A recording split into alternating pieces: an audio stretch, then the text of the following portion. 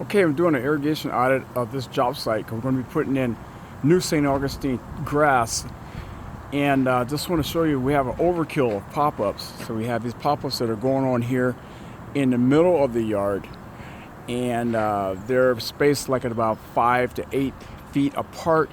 There is a group of pop-ups that run along this edge here, and there is a group of pop-ups that are along that edge there of the wall. So we can be able to get better coverage by utilizing some rotating type nozzles. We have these nozzles here that are basically spraying water. They're full head nozzles and they're spraying water all over top of the sidewalk here. So that's why you have this staining, but also it's a slip and fall situation because this is a tile. This doesn't have any type of texture on it.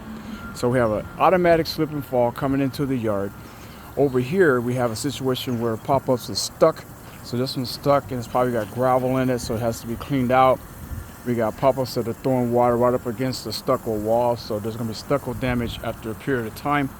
And that one down there seems like it's not working at all. So by going through and checking these pop-ups to make sure that they're operating correctly and putting in some rotating type nozzles also in here, we can have more control over where we throw the water and reduce the amount of physical damage to the wall, but also have more efficiency for the water once we apply it to the turf areas where we're going to have the new grass we put in.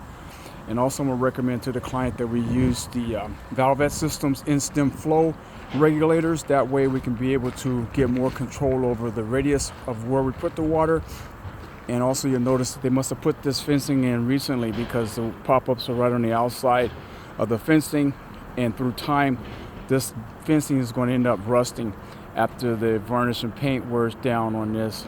It's not going to last forever. Right now it's probably pretty good because they have a good powder coating on it, but through time with this water is just spraying directly on this fence like this, we're going to have water damage. And plus this is kind of like unnecessary, because we could retrofit and have a pop-up down in here, reorient it or do a different place that we can put the pop-up in, and we can have the coverage we need to cover the turf areas that we're thinking about having to cover.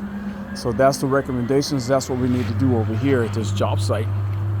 Stay tuned for more tips and ideas and just the walkthroughs and what we're doing and showing you what I do when I get ready to do a landscape project.